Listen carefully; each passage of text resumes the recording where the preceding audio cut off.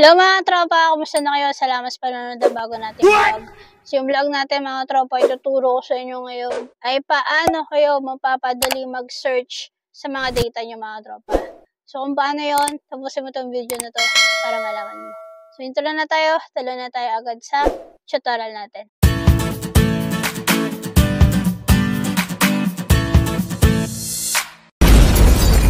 So mga tropa, kunyari may hinahanap ka, gusto mong hanapin sa data mo mga tropa. So ba ang ginagawa natin? Control F, tapos yan. So find. Ngayon mga tropa, para mapabilis ka, i-formula natin yung gagawin mo mga tropa. Una natin gawin mga tropa is convert natin to into table. So Control A para select yung data mo. Then, Control T para mag-convert siya into table. Then, lagyan natin to ng pangalan. Sales. Okay? So, yan na lang yung pangalan natin. So, pag natapos na natin gawin ng table, copy natin to. Then, paste natin Control-Shift-V. Tapos, click natin dito sa I. Then, developer. Kung wala kayong developer, mga tropa, kunyari nasa home kayo, is kahit saan dito sa ribbon, right-click nyo lang, customize the ribbon. Lalabas to. Sa customize the ribbon, dito sa main tabs, baba kayo. Dito sa developer, naka-uncheck yan sa inyo, i-check nyo lang. Then, pag na-check nyo na, click nyo yung okay, lalabas na yan dyan. So, dito sa developer, punta kayo kay insert. Dito kay active X control. Isa-isay nyo yan mga tropa kung di nyo memorize kung nasaan si text box, hanapin nyo lang. So, ito is command button. Ito si combo box. Ito si check box. Ito si list box. Then, ito yung text box. Then, ito yung scroll bar. Ito yung spin button. Option button. Ito yung label. Image. Then, toggle button. Then, more commands to or more control siya. So, ito si text box. So, ilagay nyo lang dyan hanggang letter K. Kung hanggang saan nyo gusto, pwede yan. Tapos, habang nakaklik siya, right click, properties. Lalabas to mga tropa. Dito sa naka-highlight na link cell, ilagay nyo diba nasa letter I kanina yung cursor natin. So, I3. Lagay natin dyan I3. Then, click na enter lang yan. Then, X nyo lang siya. Okay? Then, mga tropa, para makapag-type kayo dyan, mga tropa. Habang nakaselect siya, ito nakaselect din. I-click nyo lang yan. Then, pwede na kayo mag-type dyan. So, type natin. So, yan mga tropa. Dahil nakita nyo, diba, ang pangit. So, click nyo lang natin ulit yung dito, design mode. Tapos, ilakyan lang natin. Ayan. Para mababasa natin yung tinatype natin. Then, click lang natin ulit yung design mode para makapag-type tayo ulit. So, pag tinype natin, wala pang lumalabas dito kasi wala pa tayo formula. Okay? So, ngayon, gagawa tayong formula para pag nag-search tayo dito, lalabas yung data dito mga tropa. Okay? So, gagamit tayo ng filter function. Equals filter. Yung array natin is yung buong table natin, which is sales, yan. Then, yung include natin, mga tropa, ang hinahanap natin kasi yung pangalan, diba? So, dito is equal to, ito is I3. Yan. Tapos, pag wala, mga tropa, lagay lang natin none. Then, close natin, then enter. So, dahil walang V dyan sa data natin, kaya none siya. Pag nalagay natin, ganyan, ayan, lumabas siya, mga tropa, okay? So, lagyan natin dito ng ayan. Okay, so lumalabas yung data.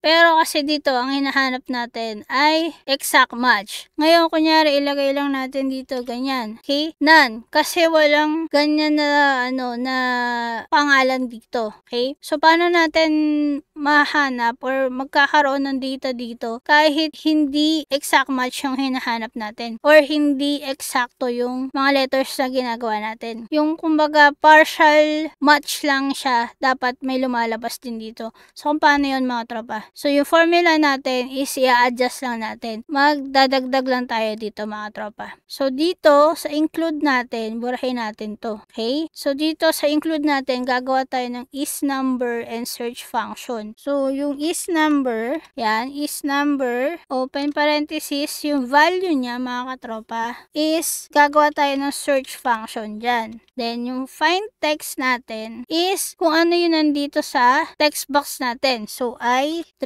Okay, yan yung find text natin. Then, within text, so, nasaan itong data na to, nasaan niya hahanapin. Yan yung within text. So, dito yan mga tropa, ito. Yan. Sa custom customer sales. So, sa customer name yan. So, dito mga tropa. Okay? So, close natin yung search function. Then, close na natin yung is number. So, mamaya explain ko sa inyo kung ano bang meaning ng is number and search function na yan. Okay? Then, click na natin yung enter. So, ayan, nakita nyo mga tropa. Yung may ED, ito yung lumabas. So, meron siyang partial match mga tropa. Dun sa word na ED. Yan. So, dalawa. So, kunyari, EL. Yan. Pag EL, yan lang siya mga tropa. So, ang dami niyang lumabas. Okay? So, ngayon mga tropa, explain ko sa inyo yung is number and search function. So, una natin mga tropa is search function.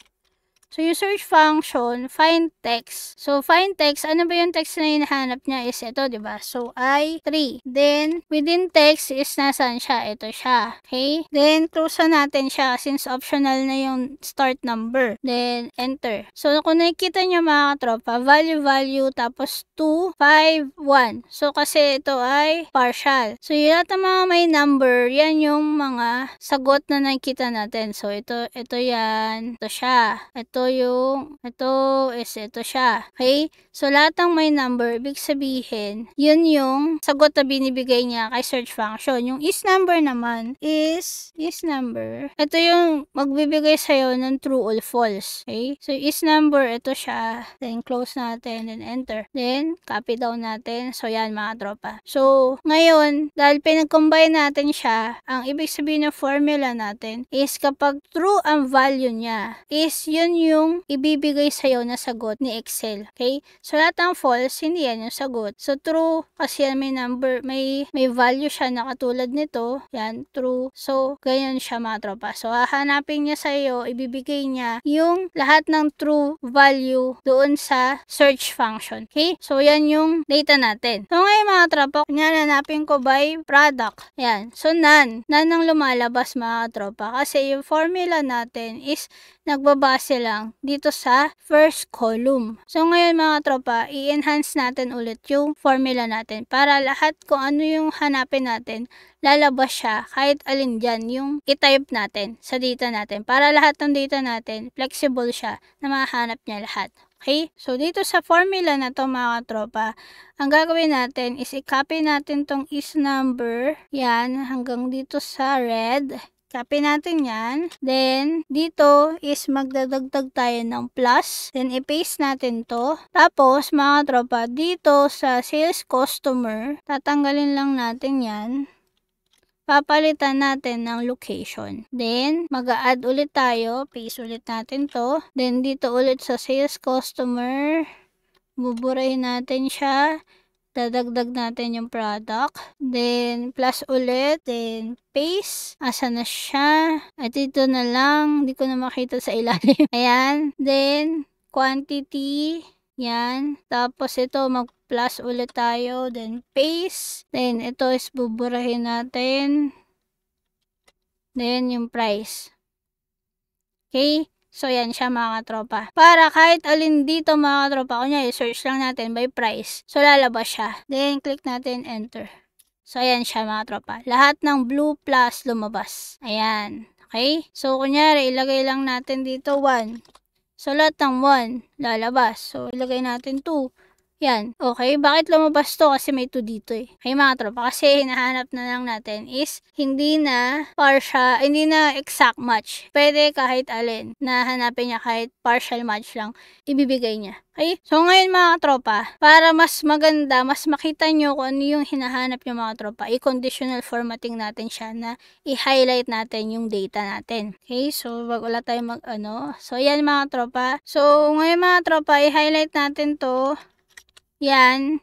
Then, punta tayo ngayon kay home. Then, conditional formatting mga katropa. Ang gawin natin is highlight cell rules na text that contains. Okay? So, yung format cell that contains the text, yung ilagay natin is ito.